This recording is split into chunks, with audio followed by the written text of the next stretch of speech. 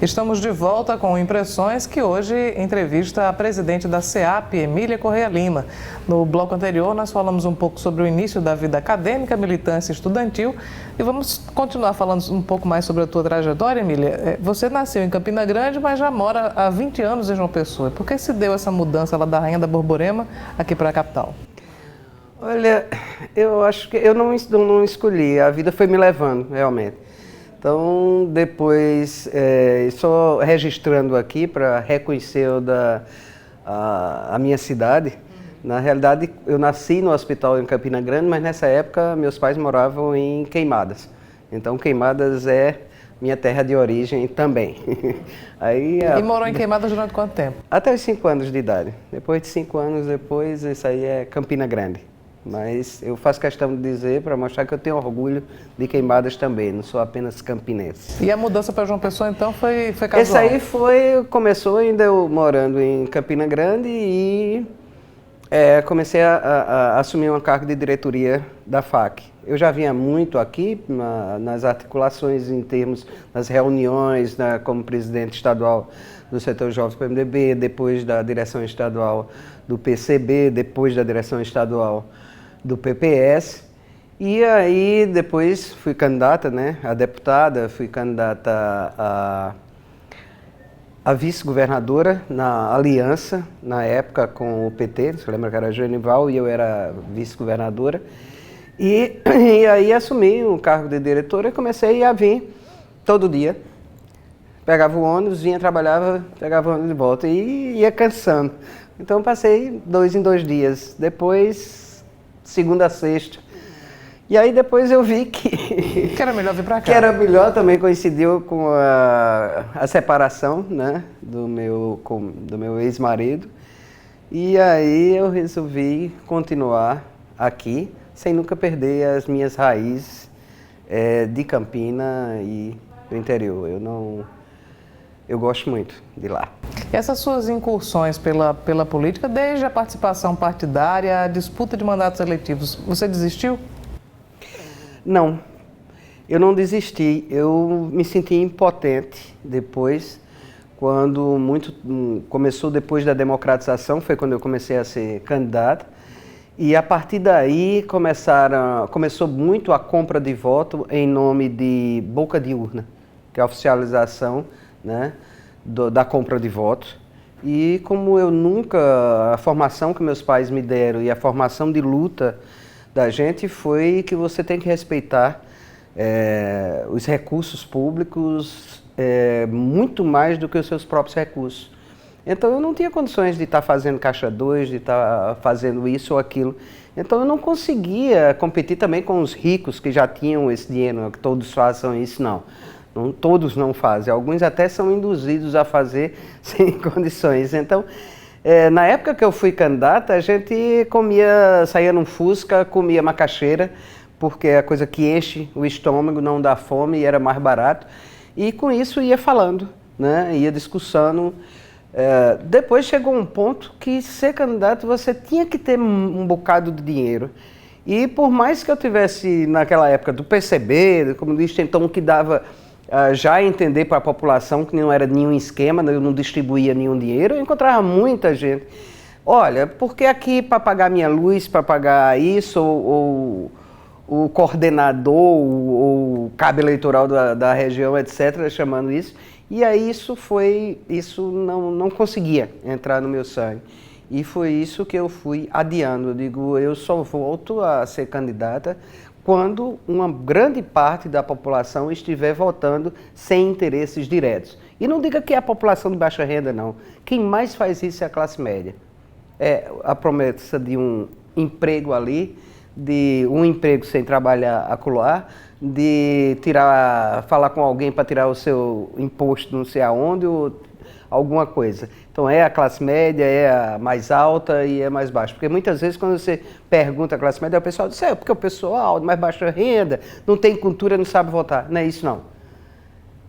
Quem mais faz isso é a classe média. Então a corrupção, a seu ver, é um fator cultural, não é nem econômico. É um fator cultural que tem que ser combatido a 3x4. A toda hora, 3x4 eu digo que é a toda hora, a cada momento. Por exemplo, veja nas manifestações que está lá, contra a corrupção. Eu me lembro bem que eu vi semana passada, né?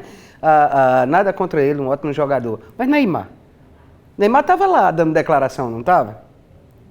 E quando agora ficou comprovado, só do que ficou comprovado, que ele está sendo processado, que ele sonegou 128, acho que é isso mesmo, 128,8 milhões. Se botar o 0,8, deve ser o que gastou no tal desse negócio de triplex que Lula disse que não é dele. Então, um cara que estava sonegando 128, sonegando que significa o quê? Dinheiro público que você tirou. E aí, dizendo que é corrupto aquele que está sendo acusado de alguma coisa menos do que aquele 0,8. Então, vai o outro, veja as caras na manifestação. O que esse pessoal está querendo é o quê? É eu continuar sonegando, é o dinheiro continuar a ir para o Sul e não para os Nordeste.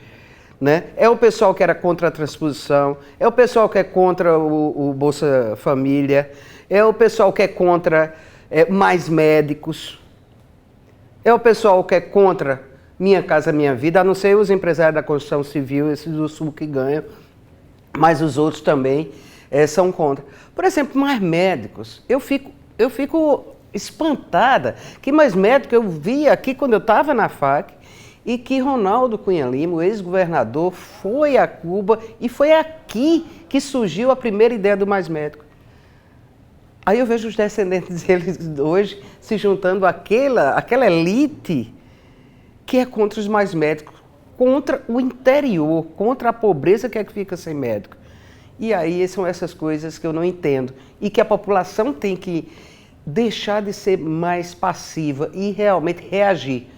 Porque naquela história, não, eu não sou política, é você que vai sofrer.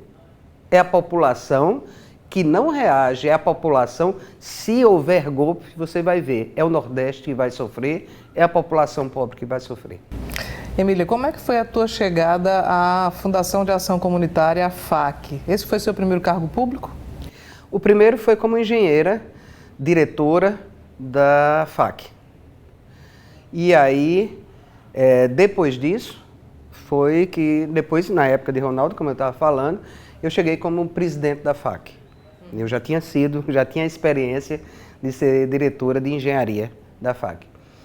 E naquela época a FAC tinha uma ação bastante ostensiva. Olha, né? Na minha época a FAC tinha uma ação grande. Só para situar o telespectador, hoje não existe mais FAC. Era a tal da FUNSAT, né? E depois a FAC, a gente, na minha época, teve um peso muito grande em termos de criar emprego, não é emprego de você ser contratado, mas criar negócios, criar o que a gente chamou o programa na época, um meio de vida. E até alguns economistas assim, altos, gostam de grandes projetos, combatiam e diziam, não, mas isso aqui, mas essa pessoa está aqui, não, você tem que fazer projetos que sejam bem avançados. Eu não estou fazendo projetos para a grande economia. Eu estou fazendo projetos para aquela pessoa que não está tendo um emprego, que tem na sua rua, sabe que não tem condições de comprar uma máquina para fazer chave, mas tem um bocado de gente que querendo fazer chave. Ou tem um bocado de gente querendo um fiteiro naquela rua para poder não ir a 3 ruas adiante. Então, esse é o programa, é para que a pessoa de baixíssima renda e não tinha condições pudesse ter o mínimo para montar o seu negócio. Então, os financiamentos eram baixíssimos, que era realmente somente não era para enriquecer, era para ter um meio de vida. Então, isso era aquela dimensão. Depois disso, a FAC foi esvaziando, e já quando Ricardo entra como governador, a FAC já estava resumida a, digamos assim, quase pão e leite. Que era mais assistencialista. Muito bem, nós vamos a um breve intervalo e nós voltamos em instantes para continuar essa nossa conversa com a Emília Correia Lima e falar sobre algumas ações da SEAP.